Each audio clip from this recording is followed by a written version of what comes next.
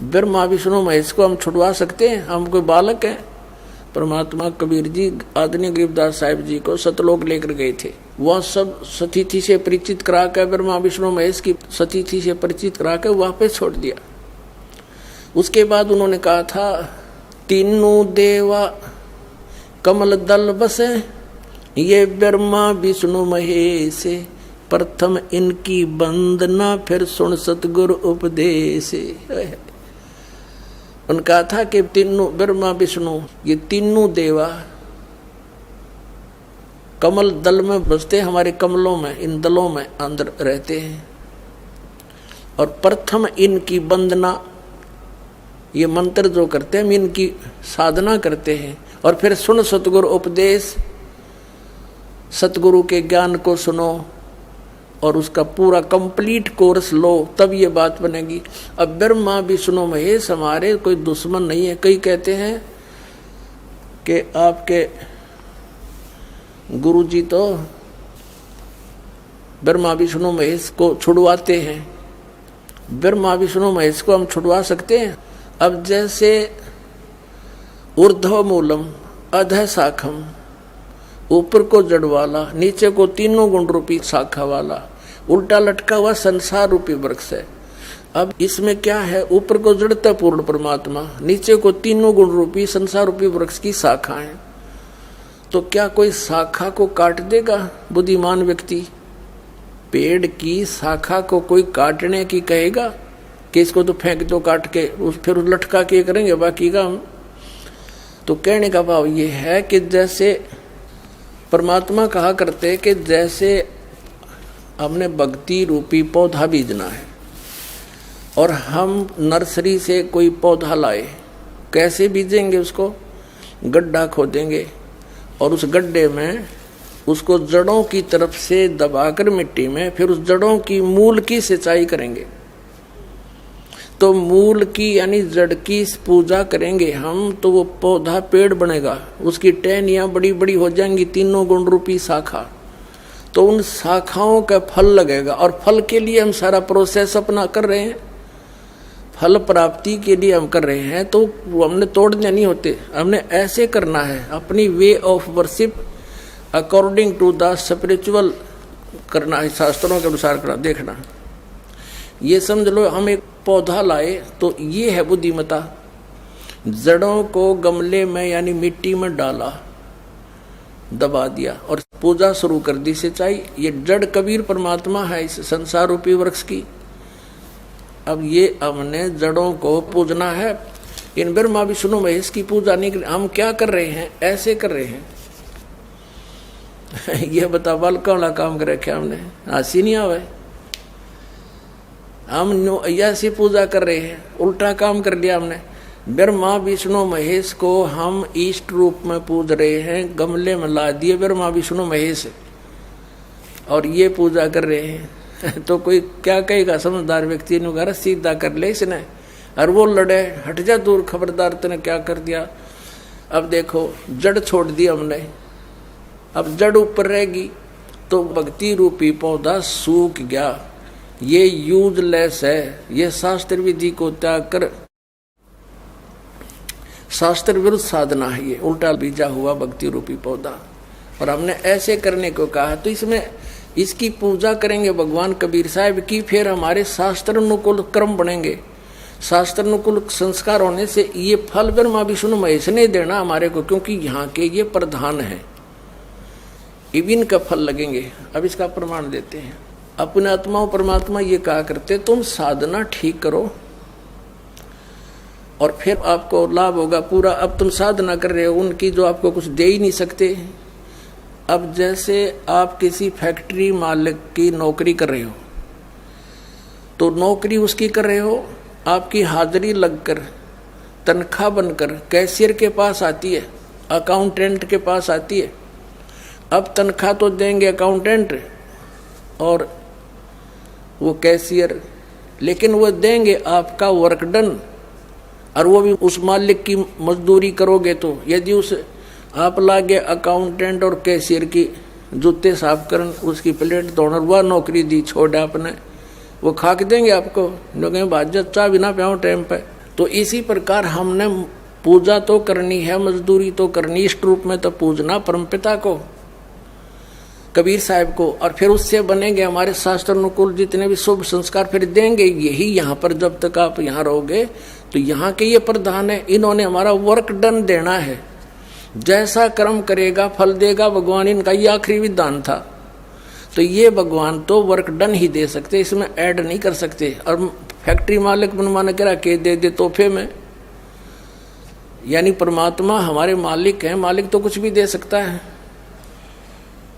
अब और थोड़ा दिखाते हैं क्योंकि कंसेप्ट इससे जुड़ा हुआ है। इसी गीता जी अध्याय नंबर 3 के, ये श्रीमद् भगवद गीता अध्याय नंबर 3 के आपको दिखाते हैं श्लोक 10 से लेकर 15। ये देखिएगा, श्रीमद् भगवद गीता अध्याय नंबर 3 के और श्लोक नंबर 10। प्रजापति ब्रह्मा ने कल्प के आदि में यज्ञ सहित प्रजाओं को रचकर कहा था, तुम लोग इस यज्ञ के द्वारा, यज्ञ माने धार्मिक अनुष्ठान, शास्त्र अनुकूल वृद्धि को प्राप्त हो। यह यज्ञ तुम लोगों को इच्छित भोग प्रदान करने वाली हो। 11वें में कहा है, यज्ञ के द्वारा देवताओं को उन्नत करो और वो देवता तुम लोगों को उन्नत करें। इस प्रकार निस्वार्थ भाव से एक दूसरे को उन्नत करते हुए तुम लोग कल्याण को प्राप्त हो जाओगे। 12वें में फिर कहा है, यज्ञ के द्वारा बढ़ाए गए देवता, बताओ देवता ने क्या हम पकड़ कर बढ़ावाएंगे, खींच कर बढ़ावाएंगे उन्हें। अब ये विधि बता रखी है कि शास्त्र अनुकूल साधना करने से, जड़ की पूजा करने से ये तीनों देवता रूपी शाखा बढ़ जाएंगी, बड़ी हो जाएंगी, फिर ये फल देंगे। देखिए, यज्ञ के द्वारा, शास्त्र अनुकूल साधना के द्वारा बढ़ाए हुए यानी बढ़े हुए देवता, ये तीनों शाखाएं तुम लोगों के बिना मांगे ही इच्छित भोग निश्चित देते रहेंगे। उन देवताओं को दिए हुए भोगों को जो पुरुष उनके बिना दिए स्वयं भोगता है वह चोर है। अब क्या सिद्ध हो गया कि जैसे हम मूल की पूजा करेंगे, मूल की यानी जड़ की पूजा करने से टहनी बड़ी हो जाएंगी, ये देवता बढ़ गए, बड़े होकर ये फलों से लथपथ हो जाएंगी, ये टहनी बिना मांगे देंगे अपने आप, क्योंकि हम मूल की पूजा कर रहे हैं तो अपने आप इनका बस की बात नहीं, देने पड़ेंगे फल हमारे को। आगे देखो, और जो फिर कहते हैं धर्म दान नहीं करते तो वो तो चोर हैं, वो फिर स्वयं भोगता है बिना गुण को दिए यानी बिना कुछ दान किए तो चोर है। 13वें में कहा है, यज्ञ से बचे हुए अन्न को खाने वाले श्रेष्ठ पुरुष सब पापों से मुक्त हो जाते हैं, और जो पापी लोग अपने शरीर पोषण के लिए ये अन्न पकाते हैं वे तो पाप ही खाते हैं। इसका कहने का भाव ये है, अपने आत्माओं, यहाँ पर सतलोक आश्रम बरवाला जिला हिसार हरियाणा में पूरे विश्व में एक ये स्थान है जहाँ शास्त्र अनुकूल साधना होती है। अब ये क्या बता रहे हैं, यज्ञ से बचे हुए अन्न को खाने वाले श्रेष्ठ पुरुष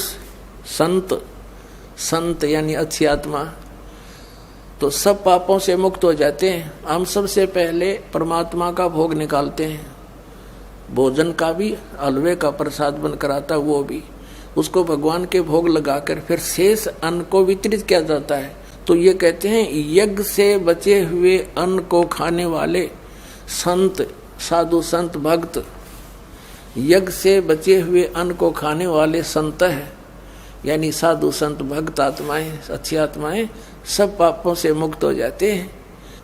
अब कहने का भाव ये है कि यहाँ पहले भगवान को भोग लगा के शेष बचे हुए अन्न को उसके बच्चों को वितरित किया जाता है, वो महापाप नाशक बन जाता है। तो यहाँ आओगे तो सारी साधना मिल लेगी आपने, तो सब पापों से मुक्त आप होगे। ज्ञान सुनोगे, धर्म यज्ञ, ज्ञान यज्ञ, प्रणाम यज्ञ, सारी यज्ञ, सब साधना, पूरा ट्रीटमेंट दिया जाएगा। फिर कहते हैं जो दान धर्म नहीं करते हो तो चोर हैं भगवान के। जिन हर की चोरी करी और गए राम गुण भूल, ते बिदना बागुल किए वो फिर झूले उल्टी झूल। कहते हैं जिन हर की चोरी करी, भगवान ने जो आपको दान दिया है, धन आपके संस्कार में, उसको आगे दान जो नहीं करता वो तो चोर बताया भगवान का। तो फिर क्या बताते हैं देखिएगा आगे, इसमें निष्कर्ष निकल रहा है। अब तीसरे अध्याय का हमने ये 13वां श्लोक पढ़ लिया।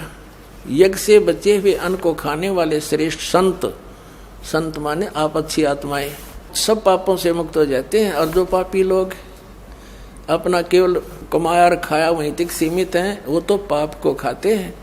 अब 14 और 15 में एक निर्णायक ज्ञान दे दिया। पहले इनका अनुवाद पढ़ाएंगे इंजीनियरों का, फिर समझ में आएगा।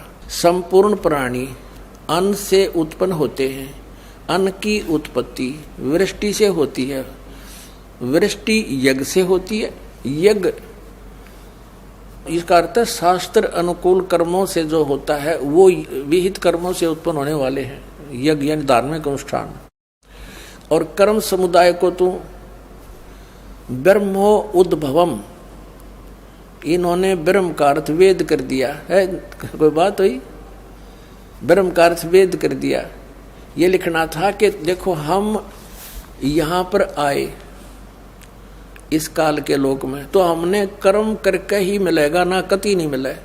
तो कहते हैं ये कर्म लगाए ब्रह्म ने बनाया विधान यहाँ का, और ब्रह्म की उत्पत्ति हुई परम अक्षर ब्रह्म से, उस परमात्मा से, सच्चिदानंद घन ब्रह्म से। इसका अर्थ तो ये है, लेकिन इन अज्ञानियों ने कुछ ज्ञान तो था नहीं, सारे उल्टे अडंगे अड़ा दिए। ये देखिएगा, कर्म समुदाय को तू वेद से उत्पन्न नहीं, ब्रह्म से उत्पन्न हुए। और ब्रह्म अक्षरम उद्भवम अविनाशी परमात्मा से, यहाँ ब्रह्म लिखना था, ब्रह्म ये काल अविनाशी परमात्मा से उत्पन्न हुआ जान। इससे सिद्ध होता है कि सर्वगतम ब्रह्म, सर्वगतम माने सर्वव्यापी परमात्मा, सबका मालिक, सदा ही यज्ञों में प्रतिष्ठित है। वो इष्ट रूप में पूज्य है, वही प्रतिष्ठित है सभी यज्ञों में, उसको इष्ट मानकर पूजा करनी चाहिए। इसका निष्कर्ष ये निकल गया। अब हम उस परमात्मा को इष्ट मानकर पूजा करेंगे तो हमारी शास्त्र अनुकूल साधना होगी। और इसमें कहा है कि सारा जो शास्त्र अनुकूल साधना करने से हमारे शुभ संस्कार बनेंगे। ये भक्ति रूपी पौधा बड़ा होगा, ब्रह्मा विष्णु महेश के पास हमारे संस्कार जाएंगे, और ये बिना मांगे आपको देंगे, आपको बिना मांगे देंगे। जैसे फल लदपत हो गए टहनिया के, आप भी खाओ, रिश्तेदार भी ले जाओ, और पड़ोसी भी तोड़ ले जाओ तो भी समाप्त ना हो। तो इतना इस प्रकार हमारा ये पूरा भक्ति क्रम पूरा होता है। तो हम आपको सबसे पहले परमात्मा ने कहा है कि तीनों देवा इन कमल दलों में बसे, ये ब्रह्मा विष्णु महेश, और प्रथम इनकी वंदना, और फिर सुन सतगुरु उपदेश। तो हम इनकी पूजा नहीं कर रहे, हम किसी का किराया दे रहे हैं। जैसे हम टैक्स भर रहे हैं बिजली का, हम बिल भर रहे हैं इसका टेलीफोन का, वो पूजा थोड़ी कर रहे हैं, वो तो हम उनको दे रहे हैं। तो हमें हमारी सुविधाएं जारी रखेंगे, नहीं देंगे तो कनेक्शन काट देंगे। तो हम शास्त्र अनुकूल साधना कंप्लीट कोर्स ना करके अपनी अपनी डफली पीट रहे हैं, जिस कारण से हम परमात्मा से मिलने वाली साधना से वंचित होकर के हम नास्तिक होते जा रहे थे। अब परमात्मा ने दया करी आपके ऊपर और इस दास के ऊपर। इस दास को बनाया वो तत्वदर्शी संत, और जो ज्ञान परमात्मा 600 वर्ष पहले छुपा गए थे खजाना, इस दास को चाबी दे दी। अब दास ने खोल दिया उसके बच्चों के सामने, अब खाओ और खर्चो, चलो सतलोक में।